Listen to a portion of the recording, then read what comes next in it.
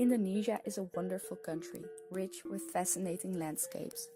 Many tourists leave their countries each year to visit the many beautiful islands, temples and jungles Indonesia has to offer.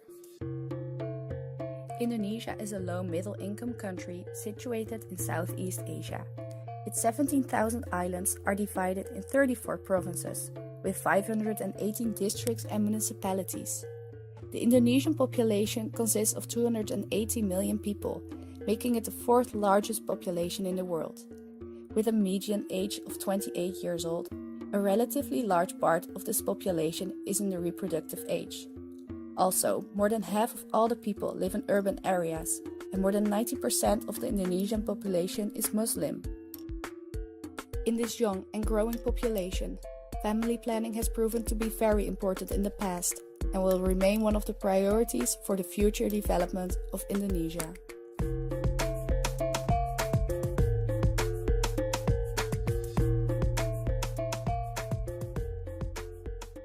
Here are some common Indonesian families that each have their own wishes and ideas about family planning.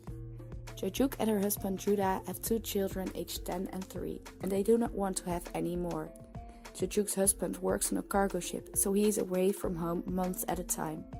They planned having their children from the start of their marriage by getting injectables every 3 months. Next, meet Dicha, aged 28. She has 2 children aged 17 months and 2 months. She and her husband did not plan their family up until now, so last week she had a spiral implanted. Her parents Fajar and Didik had their first child when they were married only 1 year. After their firstborn, they started using injectables and later on a spiral. Lastly, Julian and Kevin have 1 child of 6.5 months. They would like to have more children in the future, preferably a boy, but they do want to plan it, so next week Julian will get a spiral. So, planning a family has a major impact on the lives of every family in Indonesia. Family planning has been part of the National Development Plan since 1967. Since then, contraceptive use increased, the total fertility rate went down, and the annual population growth rate decreased from 2.71 to 1.06 in 2018. For married women, contraceptives are covered by health insurance in Indonesia. Although family planning has been statistically successful in controlling the population size, in practice a lot of issues remain in planning a family. First of all, the maternal mortality rate still remains high, 126 per 100,000 births. Also, contraceptives are not always accessible due to supply problems, and if people are not married, they cannot access family planning for free. Moreover, if a woman falls pregnant unintentionally, there are not many options since abortion is illegal in Indonesia.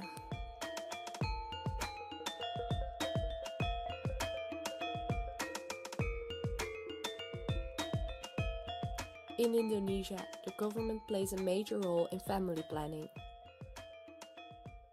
Indonesia committed that all of the family planning services, especially for the poor in the beginning, is responsibility of government. During my stay at the National Family Planning Coordinating Board, I allocated 30% of the need of family planning is paid by the government. We define who are the poor and who are not the poor. In 1957, the first board for family planning was established, which later became the BKKBN, the National Population and Family Planning Board. For the direct goals is to provide family planning methods. So if we see the policy or the scheme, the family planning scheme in Indonesia, the agency that responsible to procure the family planning, distribute it, and then deliver it to the client is BKKBN, not the department, not the Ministry of Health. And they also responsible for the training, so whether it's the domestic or international training for family planning in Indonesia is one of the BKKBN responsibility. And there is also the tracking. So who is responsible to track the TFR, for example, or once the report on maternal mortality rate comes out, who is responsible to address it? BKKBN doesn't work alone. Of course, it works together with Ministry of Health, Ministry of Women Empowerment, Ministry of National Planning, but the central for the responsibility will go to BKKBN. In 2012, Indonesia made a commitment to Family Planning 2020. This is a global partnership with 69 countries to empower women and girls by investing in rights-based family planning. Its most important goals are equity in contraceptive use and improving quality of services. Under SDG, the demand satisfied modern contraceptive. What it means is that women who doesn't want to have children, but they are really using modern contraceptive, at least at the country level, 75%. And Indonesia already achieved 82% or something like that. Okay. So in terms of FP 2020, we have already been succeed on that. However, Indonesia's constitution is heavily influenced by religion. We have our constitution and we have our principles as a country. And the first point, it's already stated that Indonesia is based on the religion of its people. So I think as long as our religion, our religious leader said that extramarital affair is a sin, abortion is a sin, homosexual is a sin, there is no way to navigate it. Because it's in our constitution, it's our foundation as a country. But the right of having contraceptive, globally it's individual right. But reality is that the right in Indonesia is not only individual. You have the right of the family to you, you have the right of community to you, and then also the nation right. Very difficult to convince people that from the health perspective, we are not ethical at all to let them just having that problem along the way. But the government is starting to realize it cannot push its people. To look at that family planning is the right of women.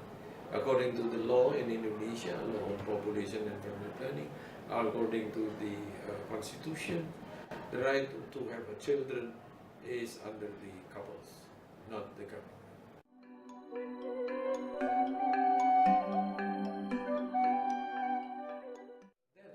With starting in 2014, Indonesia already implement universal health coverage, the insurance, public single insurance by government.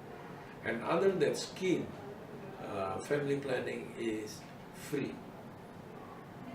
for members of the insurance. In UHC, the government pulls the money from taxes and revenues and transfers this to the provincial and district governments, where allocation takes place. The payment for services is paid by the insurance company, the government insurance company, the BPJS, but the contraceptive is given by BKKBN, and promotion, logistic services and so on by BKKBN. The plan is that by 2019, the whole Indonesian population will be covered by universal health coverage. Jaminan tadi membantu masyarakat untuk lebih gampang mengakses ya. Yang zaman dulu mungkin kalau untuk KB, anggaplah misalnya IUD di tempat kami harus yang nggak punya BPJS kan harus membayar 100.000 atau di atas 100.000.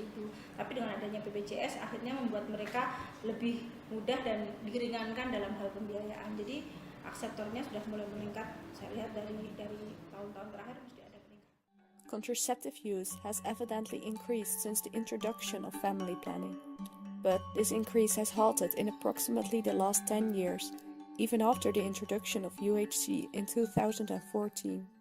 Before UHC, we already have 61%. This is stable already.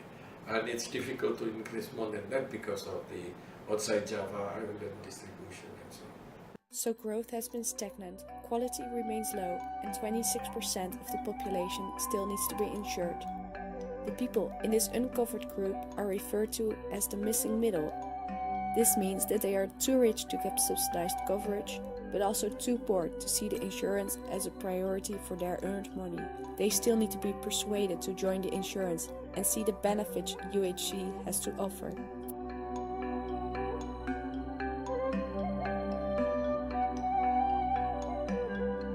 Despite UHC, The Indonesian government has a law that makes it impossible for unmarried couples to have access to any form of family planning for free. Reproductive health services is accessible only for married couple. So you can, once you have the proof that you are legally married, you can access all of those services. So including family planning, it's only available for married couple. And if you unmarried man, woman, and you are looking for family planning methods, you need to pay for yourself, or just basically there is no services available for free for you.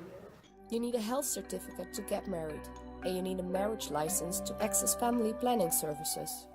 Marriage license office will ask you to go to healthcare first to get a certificate that you are healthy. Just like that. I mean, like it gives you an opportunity to meet a health provider before you get pregnant, before you get married and eventually get pregnant.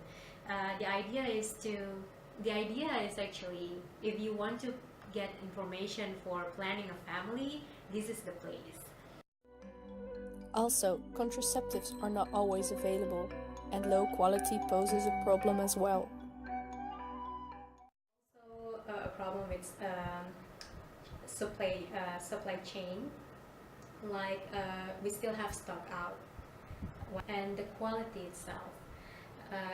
Because when we talk about reproductive health, family planning, we talk about our right to choose, right? And sometimes when we don't have a comprehensive high quality of care, it's hard to maintain that everybody, especially when you're dealing with minority or poor people, or just like people with disability, for example. It's hard to make sure that the right to choose is still there. For family planning, the first place people can go to is the Puskesmas. This is a primary health clinic authorized by the government. Indonesia counts around 9,700 Puskesmas at this time. The Puskesmas, among others, has a GP, a dentist, and a maternal and child health care unit. The goal is to provide first-line care and to spread information about prevention and treatment in the community. For family planning, the Puskesmas plans a special day to offer consults and to provide family planning methods. In this way, family planning is more easily accessible for everyone in Indonesia.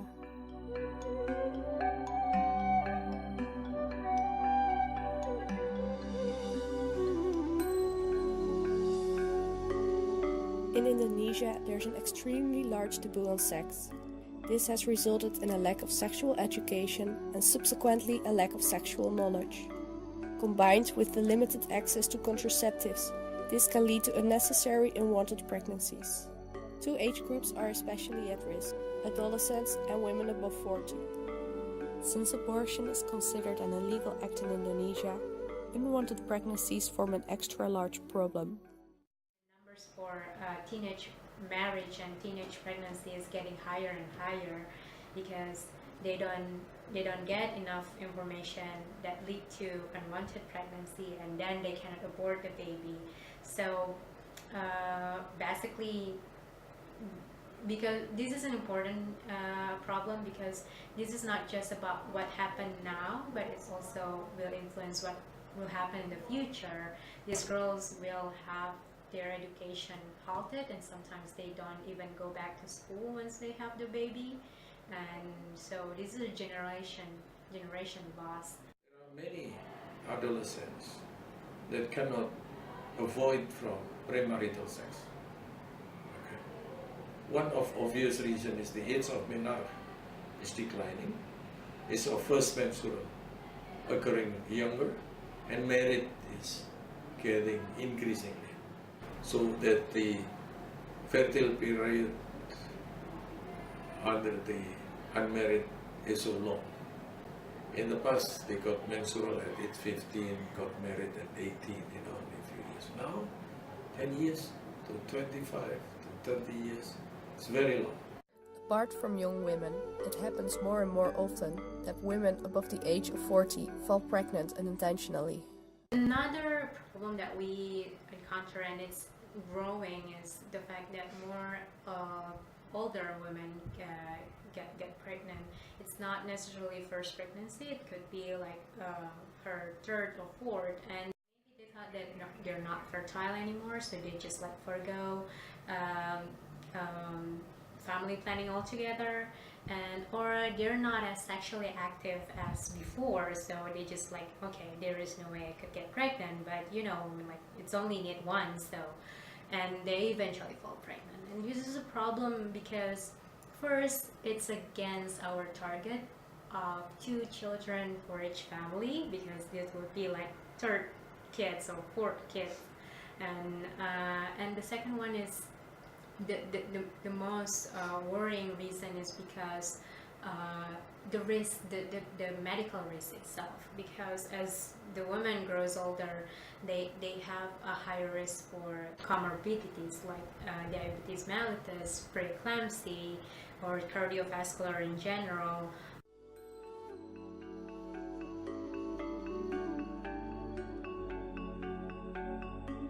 Abortion is illegal according to the Indonesian law. Although reliable evidence does not exist, the estimated number of illegally carried out abortions in Indonesia is 2 million per year. Based on the death rate of unsafe abortions in Southeast Asia, it is estimated that 300,000 Indonesian women die of unsafe abortions each year. In terms of abortion, in Indonesia deem abortion as a criminal act. So everybody involved in abortion will be held accountable, including when you just tell people, even when you only tell people where to get an abortion, you still can be held accountable for that. For the abortion itself, there are 3 conditions where you can ask for abortion. First is when the mother's life is at stake, so it's a matter of saving the mother or saving the baby. So basically it's a late term abortion, or in case of rape or incest. But usually it will take a long process just to get the approval, and sometimes it's already dangerous to get an abortion. In terms of the indicators of its specific fertility rate among adolescents, it was around 48, now it's only 30 something. So it's decreasing in the past 5 years. But I am suspecting that this is not because of more use of contraceptive, but it also probably more use of abortion. That the contraceptive use based on the survey among adolescents 15 to 19 is not increasing, it's still below 1%. Okay, but the age-specific fertility down from 48 to 32, for example. So it's down around 1/3. So what is the cause of that?